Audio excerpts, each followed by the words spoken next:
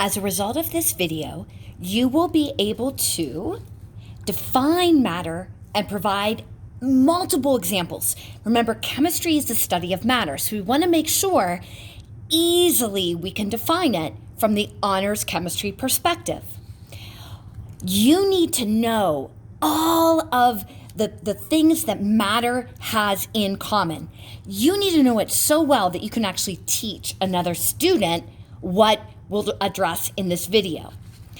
You need to be able to apply and explain the law of conservation of mass and be able to compare and contrast kinetic and potential energy, and of course, contrast energy with matter. So let's dig in. So first, what is matter? We say that matter is anything that has mass and volume. But of course, well, what does that mean? What is mass and what is volume? Well, mass, we say, is the amount of matter in a sample. Mass is measured in the unit of gram. Now, doesn't it seem like we're circumventing and kind of trying to avoid what really mass is? So we say matter is anything that has mass, and then mass is the amount of matter. So it's how many fundamentally elements. So for example, this pencil is primarily made of carbon and hydrogen and some other elements. Well, okay, it's made of carbon. Well, how many carbon atoms? How many moles? And we would measure that ultimately in grams. Volume.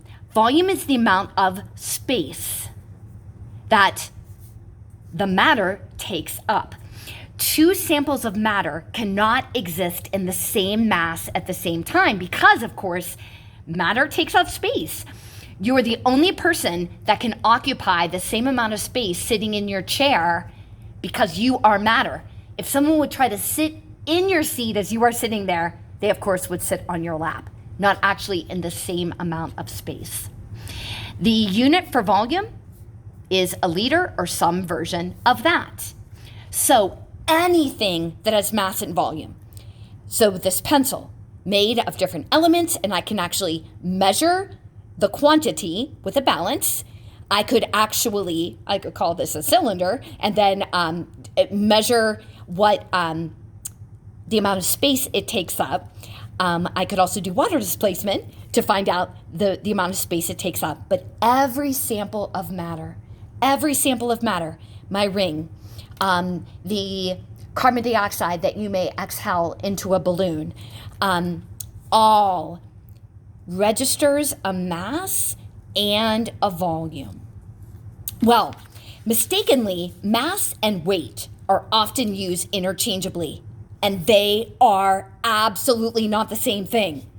Mass is the amount of matter in an object. It is measured with the unit of gram. Where weight is a force acting on an object due to the pull of gravity. The unit for weight is a newton. And a newton can be rewritten as a kilogram meter per second squared. This is the acceleration due to gravity, the pull, and then this, of course, would be mass. So it's the pull of gravity on an object's mass. It's a force. It's a pull. That's not what mass is. The tool that we use to measure mass. So in chemistry lab, we are measuring mass. The instrument is a balance. The instrument that measures weight is a scale. So in the nurse's office, if you would be called down to measure your weight, you step on a metal platform that kind of, shimmies around. Well, that's because, of course, it is trying to measure the force of gravity with springs and so on your mass. Where a balance, now, of course, balances are outside in the classroom or in the laboratory, and they are exposed to gravity, but the mechanism in and of itself negates the pull of gravity. So a balance actually does measure weight, but then presents to us mass. So they are not the same thing. Mass is constant. So if I take my pencil and measure the mass on a balance, that same value will stay with it no matter the environment. If I take it to the top of Mount Everest, if it goes to Mars with a SpaceX mission, mass is constant. That doesn't change. The amount of elements that make it up, unless I've, exposed it to something or changed the conditions. We'll talk about that to come. Where weight, we know that the distance you are from the center of the earth, the greater the distance, the weaker the pull of gravity. So when gravity, the force of gravity changes, then of course your weight will change. So the weight of this pencil will be different on Mount Everest versus on its trip to Mars, but the mass always remains constant. Always, always, always. All right, so matter is anything that has mass and volume. Mass is not the same thing as weight. But what else does all matter have? Inertia. Inertia. So that pencil will remain there until an outside force acts upon it. Outside unbalanced force, acts upon it.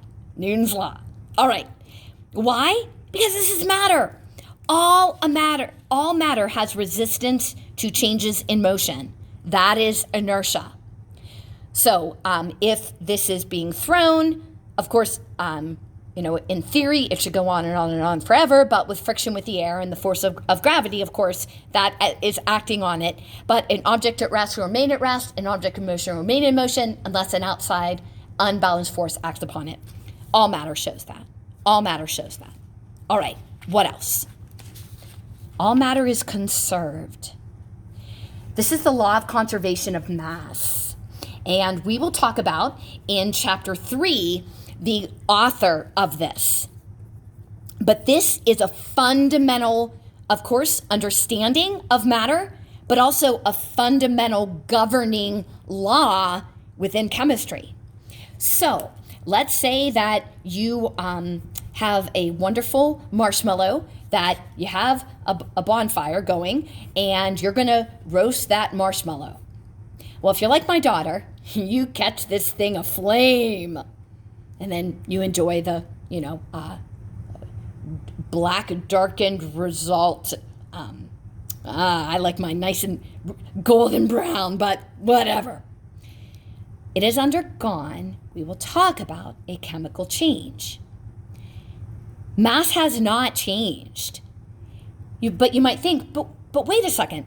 If I take my marshmallow and I put it on a balance and mass it, and then I put it in the fire and it catches fire, oh my gosh, and then the outcome, it looks different and so on. Or how about the wood? I mean, if I mass that before and then I burn it, I just get ashes afterwards. Well, that's because some of the products of this transformation are gases. So if I could take this marshmallow and put it in a bell jar and measure the mass of the air around it and the marshmallow, and then somehow, give it the activation energy to combust, let it do its thing, and then measure everything after, the mass at the start will be the same as the mass at the end. How about if you have a glass with some ice cubes in it and condensation collects on the outside, and you go to drink your glass and, it's all wet. Do we think, magic?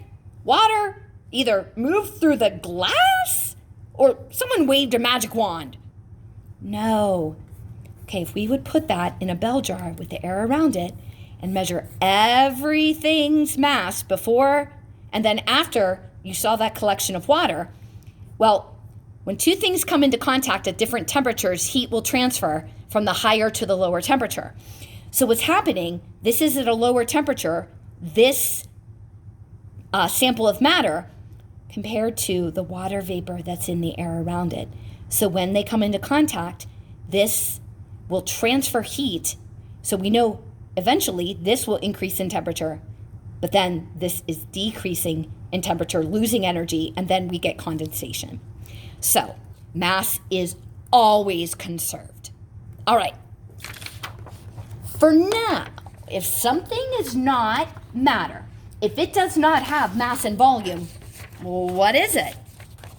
Well, then it's energy. We say that energy is the ability to do work or cause change.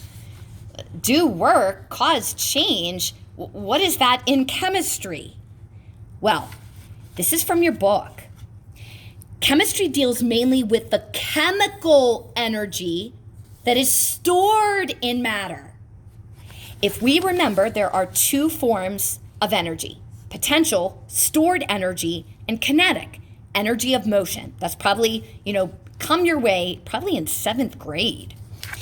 Well, this stored energy, that is a more specific representation of potential. It's stored in the bonds. In your marshmallow, there's double bonded carbon and single bonded carbon. And to break these, we have to invest energy, but we're producing new products. And in breaking and creating bonds, in that case, it's exothermic. But all of that has to do with the energy that is either required to break a bond or is released when a bond is formed. All right. It's either that, chemical energy, we're talking about potential, or what's going on if we invest energy into matter. For example, what if we take this pencil and just change its temperature by investing thermal energy 10 degrees Celsius? Or the production. So can we take matter and then have it produce thermal energy? Well, how about burning the wood? Radiant energy, we get light from that, don't we? Or how about a light bulb? That's just a physical transformation. What about electrical energy? How about batteries? Can we get them to do electrical work for us? Okay, so energy, not matter, does not have mass and volume. We say is the ability to do work. So, this kind of stuff, or cause change, potential versus kinetic, but energy, very different than matter. Matter is the focus for us this year. So, the overriding goal of all of the objectives of this video were to be able to explain in detail from the honors chemistry perspective what matter is. So in your explanation, are you addressing all of these?